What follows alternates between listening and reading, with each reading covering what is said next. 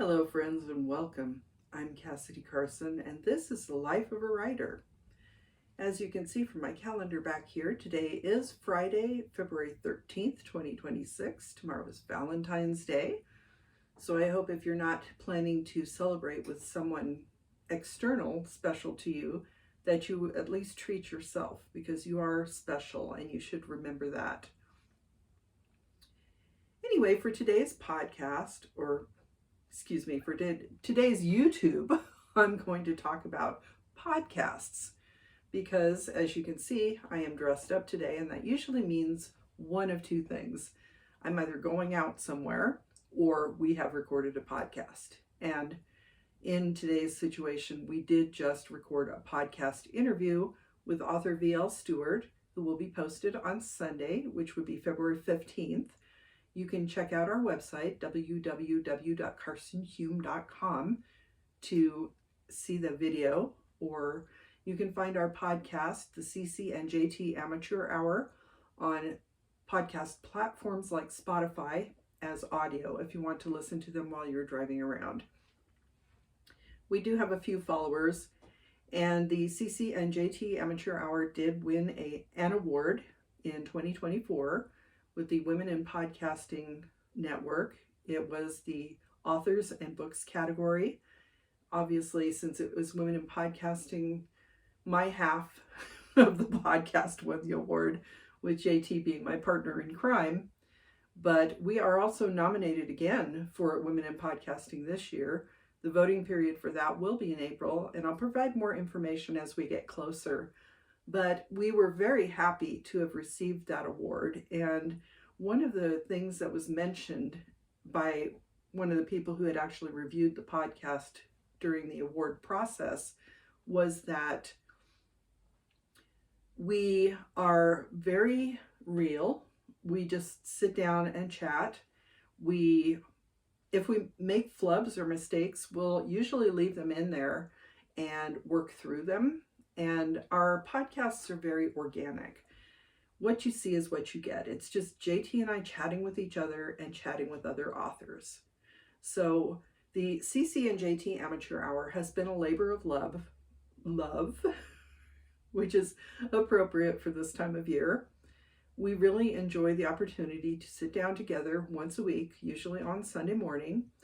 And for the first few years, we did it audio only. It came about as a result of me recording narrations for some videos that I created for my job at the Nevada State Archives. I was especially creating videos while we were in lockdown, and I couldn't go into the office, so we needed to come up with ways to continue working. And in order to continue to serve the public, we thought we'd put out some informational videos. I also did some videos for Archives Month, and I will link to the Nevada State Library and Archives YouTube channel so you can go look through the videos they have available. There are a lot of videos about libraries in Nevada. There are the videos that I posted, of course. I did one on conservation and preservation for May Day, which is a big deal in the historic preservation, document preservation circle, and that video has gotten quite a few views at this point. So I'm not an expert by any means, but I knew enough to be able to provide at least some basic information on how to preserve and protect your records in case of fire, flood, etc., or just natural light, temperature, and things like that. So I know enough to be able to at least teach some very basic skills in preserving your records. Now, I recorded those narrations on a program called Audacity, and that was what JT and I initially used for the CC and JT Amateur Hour. We came up with that because we are both children of the 1960s and 70s, and at that time it was very common to have a lot of TV shows. Like, they were usually hosted by one celebrity, but they would have a variety of people visiting. It was a variety hour in some case. It might have been comedic sketches, like the Carol Burnett show was very heavily comedic sketches with guest stars. They would occasionally have singing, but it was mostly the comedy sketches. Something like the Lawrence Welk Show, for example, they had their orchestra. They would have maybe one or two guest stars, but it was more of a musical. They occasionally would also do a maybe a comedy sketch here and there.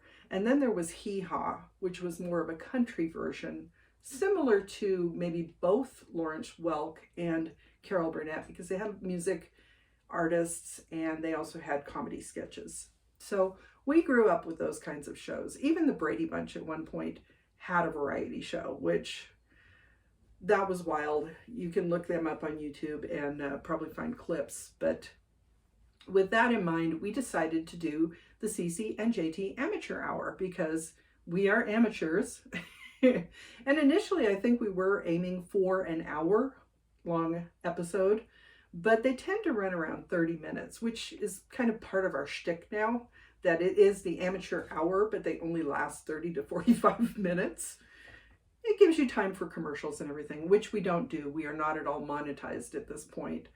Now, the amateur hour, our tagline is where production values go to die. So basically, our initial podcast was recorded using Audacity and this little snowball mic, which I absolutely adore. This is our little Snowball Blue.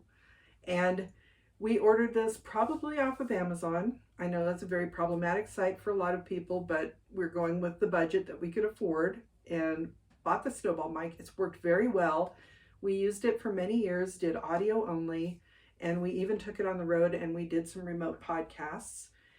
Specifically, a couple of years ago when we did our road trip across the country, we popped up into Canada, into Ontario, and I believe we recorded a podcast from our hotel in Ontario, Canada. We were in London, Ontario. So this microphone's been all over the place with us. And eventually we decided that we wanted to expand on what we were doing. We weren't really looking to go too high tech, but we did buy some other microphones. I'm not sure which ones at this point, and they haven't really worked out for us, so I'm not going to recommend them. We had the little box to do tuning, fine tuning of our audio, and we also ended up getting some plexiglass shields that we put between us because we like to record looking at each other. And initially, though, we were sitting side by side in this space. We had a blanket up here where the ceiling angles so that we made a little, not soundproof, but we at least tried to sound dampen a little bit. And it was just too close and stuffy in this little space for us to continue doing that. So we've done it in various parts of the house, which sounds rude. We've recorded our podcast in various parts of the house, from this area to the basement, and we've settled on recording in our dining room, at our dining room table. And at the end of this video, I'll pop in a clip of the setup that we had for our podcast this morning, and I'll show you the things that we use. I will link all of them below, if not the actual ones that we purchased, the ones closest to that. And you'll see that they're all very low cost and they're not very high tech. So it evolved from us just using the snowball to actually recording YouTube videos, which we do with cell phones. So we have an iPhone, I think a 12 or a 13 at this point. I'll have to double check on that. And really, I think right now the standard is the iPhone 17, and they're promoting that as way of recording cinematic videos and doing really professional looking portrait photography. We have not upgraded. We're usually slow to upgrade our phones, so we're several iterations behind the current. And this is just a normal iPhone camera. I'm still using it with the screen facing me because I flipped it around, which is supposed to provide a better quality video, but it's hard for me not being able to see what I'm recording because I can see it maybe on my watch, but that's hit or miss. I also have the Apple Watch that connects with my phone. So it's not really high tech because we record our podcast both in audio on our phone and in video on our phone. Now, we graduated from the snowball to using lapel mics. So we bought a couple little lapel mics that came with charging cables. And they also have, I believe this is called a dongle. They used to be called dongles, but this little piece that plugs into the phone. And then I actually use GarageBand to record the audio for that. So we take the audio from GarageBand, I airdrop it to JT's phone, he puts it on the computer and uploads it to Spotify. And it's on a variety of other podcast platforms as well. Our videos are recorded on our iPhones. Those are also loaded onto our desktop computer. I personally, when I'm recording these videos, I use DaVinci, the free version of DaVinci, to do minimal editing. I usually will cut off the front and the back ends of the video. I add my little screen that I created. I've removed that, you may have noticed, from the front of the video. I'm only putting it at the tail end because I don't want to. It occurred to me after doing that the first few, for the first 6 weeks or so, that people might not stick around to actually watch the video if they only saw that for a few seconds. So I'm just leading into my intro at this point. When I have a little time, I may actually record a formal intro that I can use going forward, but for now it's just going to be me introducing myself, and that's pretty much the way we do our podcast as well. JT and I sit across from each other at the dining room table. We will each be wearing our little lapel mics, and I start our GarageBand recording at the same time he starts his iPhone video. So I record the audio on my phone, he records the video on his phone. They're both iPhones, same generation. The only difference is his phone is a little bit larger. I have the mini because I like how it fits into my back pocket.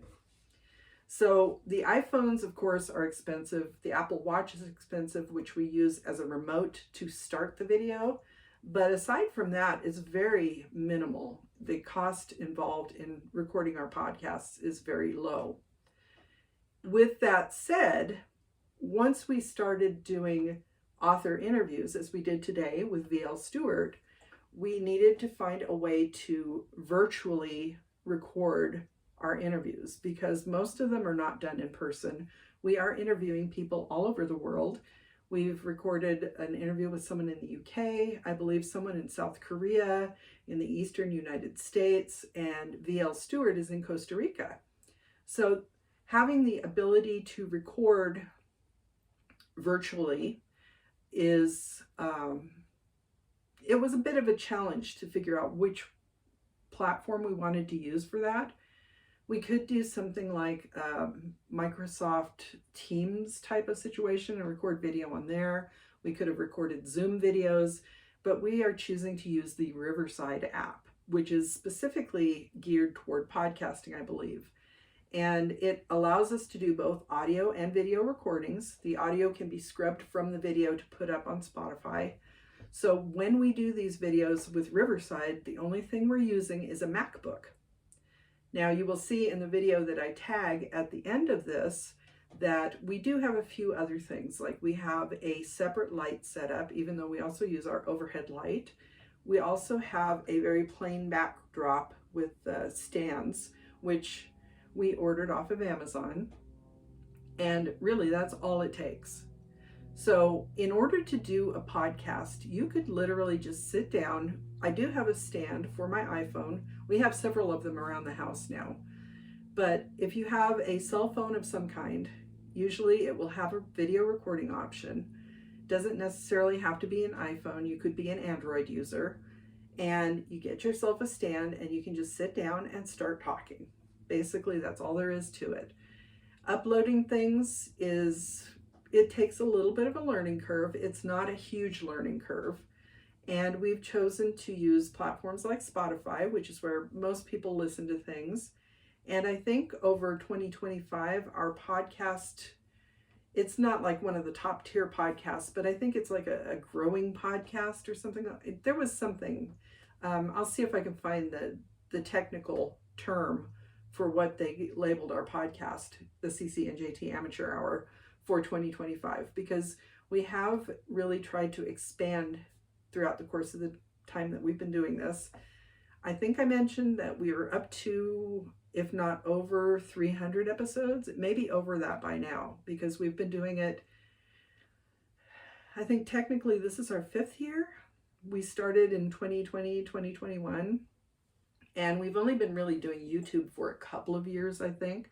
So we have a lot fewer of the video podcasts than we do of the audio, but all of those are linked on our website. And, if you are interested in learning more about a couple of writers, when we started, both of us were still working full time and kind of writing-ish in our spare time. JT was much more successful at it than I was, so he obviously has a lot more books out now than I do. And be sure to check out Finding Salvation. He did a reveal. The first proof copy arrived last night, so we did a quick video doing an unboxing, basically, of the proof copy of Finding Salvation.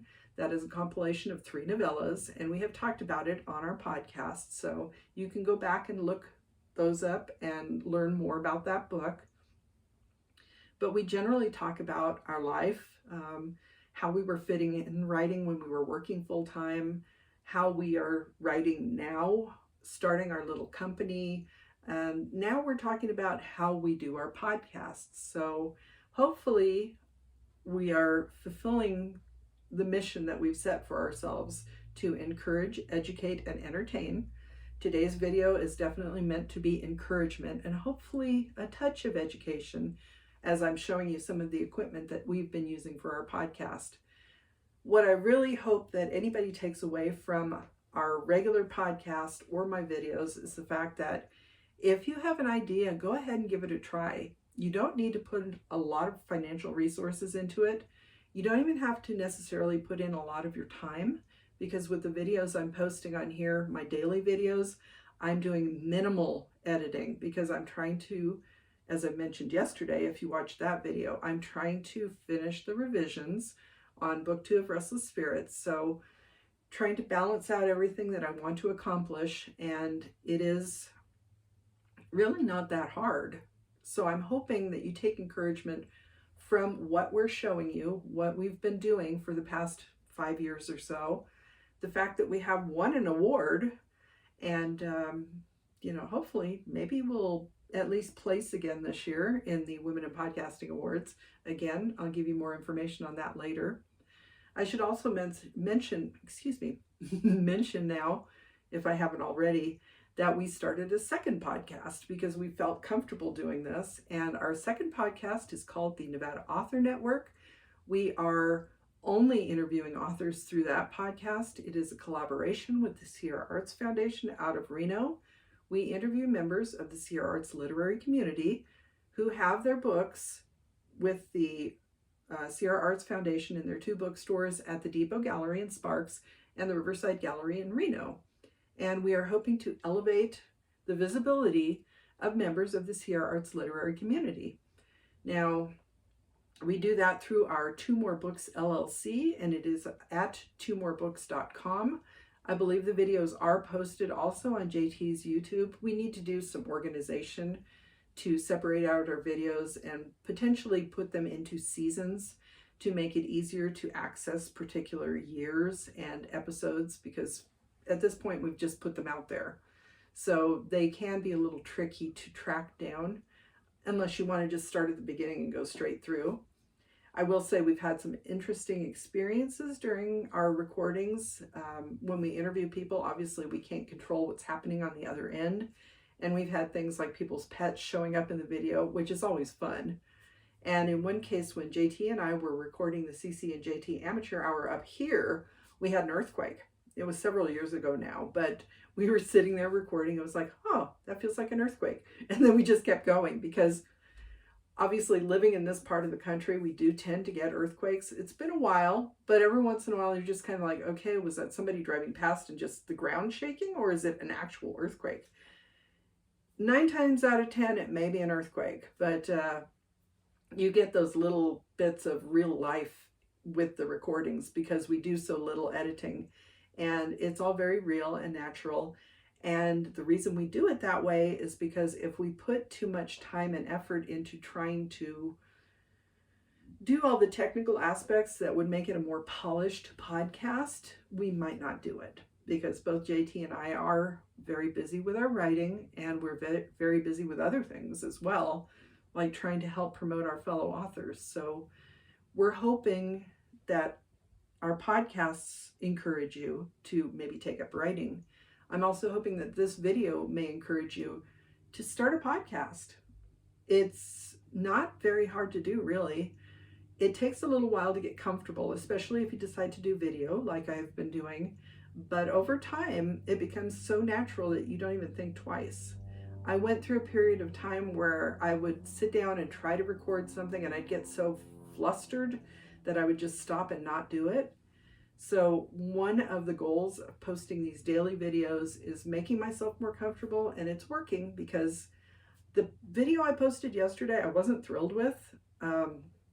There were definitely sections where I was just sitting there typing and they weren't visually interesting, but I'm hoping if someone has the video going in the background, they might be working at the same time. I did interject some things about what I was doing as I was working, but there were spaces of time where it was just me typing, and that might not be visually interesting, but hopefully it could be an accountability kind of thing. You could feel like you are sharing in, we're doing a joint writing session or something like that. And these podcasts are meant to be a way of encouraging, educating, and entertaining. We're hoping to connect with people who might want to try doing something creative like writing, or in this case, podcasting. And we want you to feel like you don't have to put a lot of money into it. You don't have to put a lot of time into it. Just be yourself and put something out there, because you never know when you're going to find your people. We haven't yet found our people. I only have 20 something followers here on YouTube. I'm hoping that changes. I have no idea what our follower count is for our podcast across various platforms, but I'm sure it's pretty low. Over time, that may change. There's just so much available out there right now that it can be hard to find people outside of our sphere, so outside of the Northern Nevada area. But in interviewing people in other parts of the country and the world, we're hoping to not only highlight what they're doing, learn more about what they're doing. We learn about their books, and I've read a lot of the books from people who we've interviewed at this point. I wouldn't have known about them if they hadn't reached out to us for an interview. So we're hoping that it goes both ways, that we are not only supporting them by providing access to at least local Nevadans so they can learn more about the authors out there, but we're hoping that the authors out there, when they are reposting our social media regarding our podcast, that maybe people in their area will also learn more about us, and our visibility will grow as well. It's going both ways. We don't charge to do these podcasts. The only thing is that the person sets aside an hour out of their day to sit down with us virtually. They will usually provide us with at least a cover of a book they want to promote, or access to their website, so we know what we're going to be talking about. We provide them a set of questions, because JT and I are both very fond of Inside the Actors Studio with James Lipton. So we adapted the questions that he would ask the actors for writers, and we ask those questions usually at the end of an interview. And it's all a very smooth, streamlined situation that I think everybody has enjoyed so far. I can think of one person who might not have had fun with us. I won't mention who they are, but I would say 99.9% of people said that they enjoyed chatting with us. They felt comfortable chatting with us. We are so laid back because we are so low tech that if something happens, we'll tell them we can either re-record right away, or we can reschedule at any time. So we try to make it as low stress an experience as possible. And I think we all have a good time doing it. So hopefully this video provides you a little encouragement to try things maybe outside your comfort zone. I can't speak to other hobbies, you might say, but podcasting is definitely a fun thing to do. You can do it at any age, you can do it anywhere, you can do it with very few devices. Like I said, just your cell phone. Whether that's an iPhone or an Android phone, there are usually video recording capabilities on both. Then you'll need to find some kind of an editing, at least minimal editing solution for you. I use the free version of DaVinci for my video, which is very easy to do. And we use Riverside for our interviews that we do remotely. And that is a subscription service. It's probably $100-ish, maybe $200 a year, something like that. So that has become more of an investment, but monetarily, we're not putting a lot out up front, and we're not taking anything in from these podcasts. They are not monetized in any way across any platform. As I said, I only have 20 something followers here on YouTube. I think our JT's YouTube, as well as our Two More Books YouTube, I think neither of those probably have very many followers either. We're hoping to change that more people will learn about us and maybe be interested in learning more about what we're doing, and hopefully get some education and entertainment out of what we're providing, because this can be fun. And I really think that it can be a good way, even if you are in a situation where you can't get out much, you could always have a podcast, interview people remotely, even from your bed. It's depending on your physical capabilities. There are so many different options for you to do this. So we're hoping that you are encouraged by, I don't know if you'd call it success, but the fact that we continue to do this even many years after we first started, the fact that we're still enjoying it, and the fact that we continue to do this probably for the foreseeable future, because JT and I both love it so much that maybe you give it a try too. So I will pop in that brief clip of our setup from this morning's podcast just to show you. It's our dining room. Oh, and before I do that, just one last thing. If you do want to support us, as I mentioned, the best way to do that right now is to buy our books. We are hoping to at least make back the cost of what it costs us basically to create the books.